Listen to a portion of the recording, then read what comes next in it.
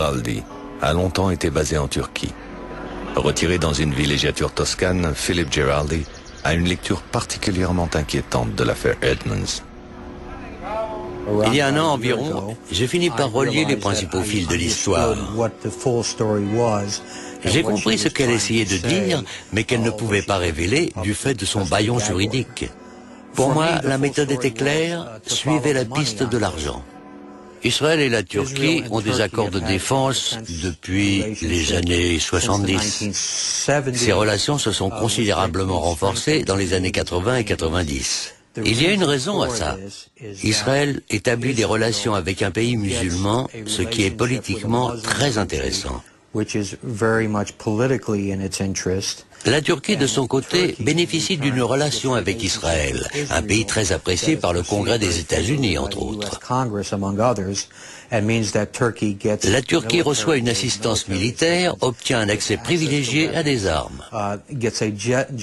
Tout ça sous l'œil complice de l'administration américaine, ce qui n'est pas une mince victoire pour la Turquie, compte tenu de son invasion de Chypre. Bref, la Turquie est gagnante, Israël est gagnant. Les néoconservateurs qui sont au milieu de tout ça sont également gagnants, du fait de leur rôle d'intermédiaire.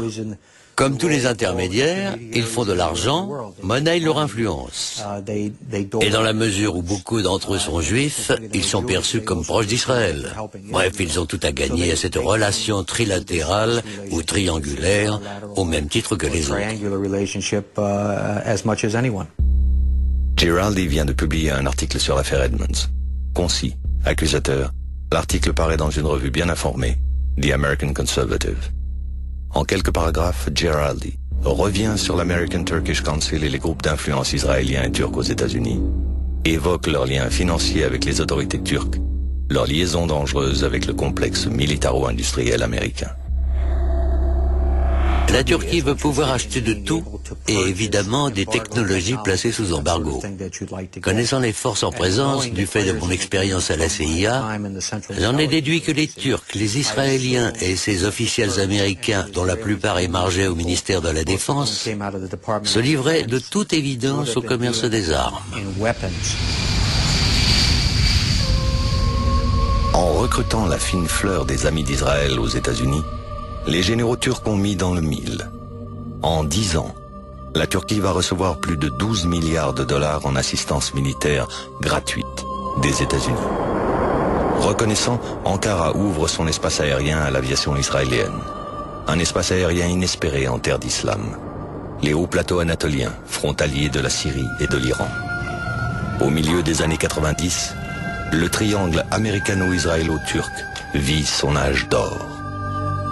À Washington, deux figures de la droite néoconservatrice incarnent les amis américains de la Turquie et d'Israël.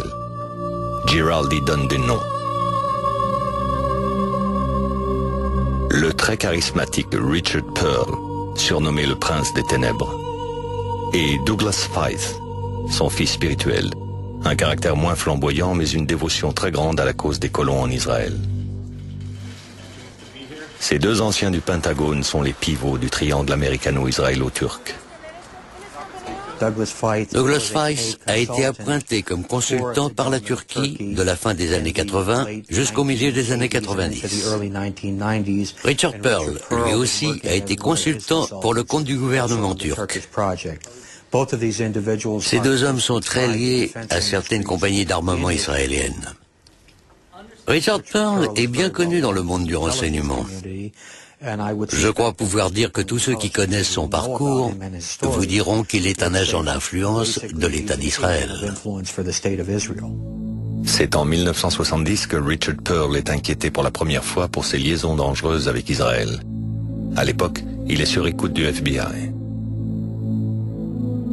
En 1982, c'est au tour de Douglas Feith d'être débarqué du Conseil de sécurité nationale pour avoir transmis des informations secrètes à l'État hébreu. En 1986, 88 et 98, leurs plus proches collaborateurs sont inquiétés par la CIA et le FBI pour les mêmes raisons. La dernière affaire en date éclate en 2005. Des documents ultra confidentiels sur le programme nucléaire iranien sont illégalement transférés du Pentagone à l'ambassade d'Israël. Douglas Feith est à nouveau en première ligne. Mr. Shukr, did anyone in your office give classified documents to Israel or Ahmed Shawley? No. I mean, not. I'm.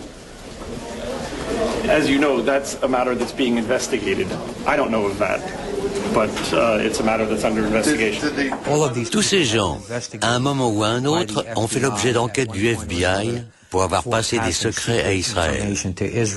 Ils n'ont jamais fait l'objet de condamnation.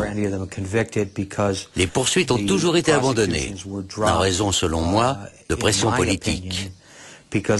Il y a des mots que l'on ne prononce pas, comme Israël et espionnage. En 1996, un rapport officiel remis au Sénat américain conclut que le pays A est le plus agressif en matière d'espionnage sur le sol américain de tous les pays alliés. Le FBI et la CIA confirment officieusement à la presse que le pays A est Israël. La Turquie espionne très activement aux États-Unis. Israël est infiniment plus actif.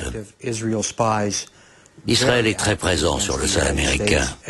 Chaque année, le FBI établit un classement des pays les plus actifs en matière d'espionnage. Chaque année, on a le même premier et deuxième. En premier, la Chine, en deuxième, Israël. Mais les amis influents ne peuvent pas tout. Pour agir discrètement sur le sol américain, Israël et la Turquie ont aussi recours à une méthode parfaitement éprouvée, les sociétés écrans.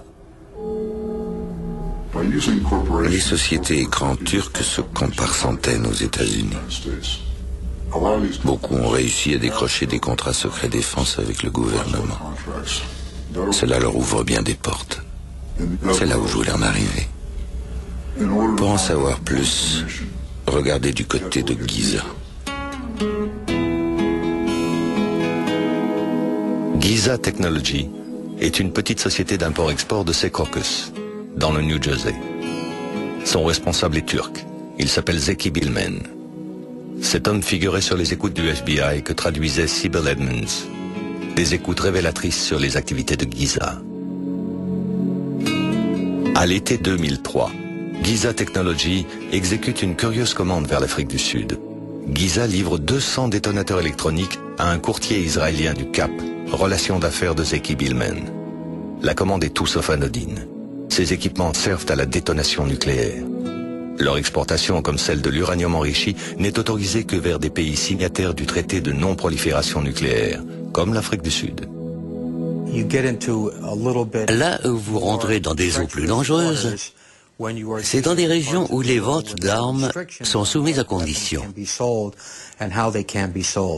Si vous voulez contourner l'obstacle, vous vendez l'armement à un pays qui y a droit, un pays évidemment de connivence, qui accepte de falsifier un certificat d'utilisateur final pour que l'armement puisse repartir ailleurs sans laisser de traces.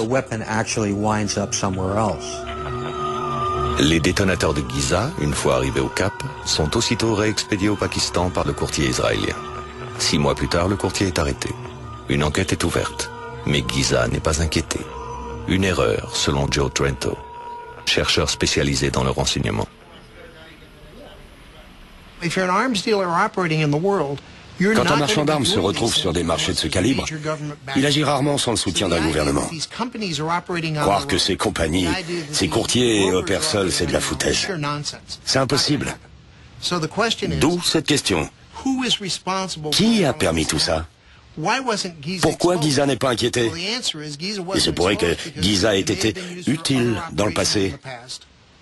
Giza a pu servir de couverture aux renseignements américains, ou plus sûrement israéliens, vu les personnages impliqués. Les États-Unis et la Turquie ont des relations très étroites, mais il n'est pas de relation plus étroite que la relation États-Unis-Israël.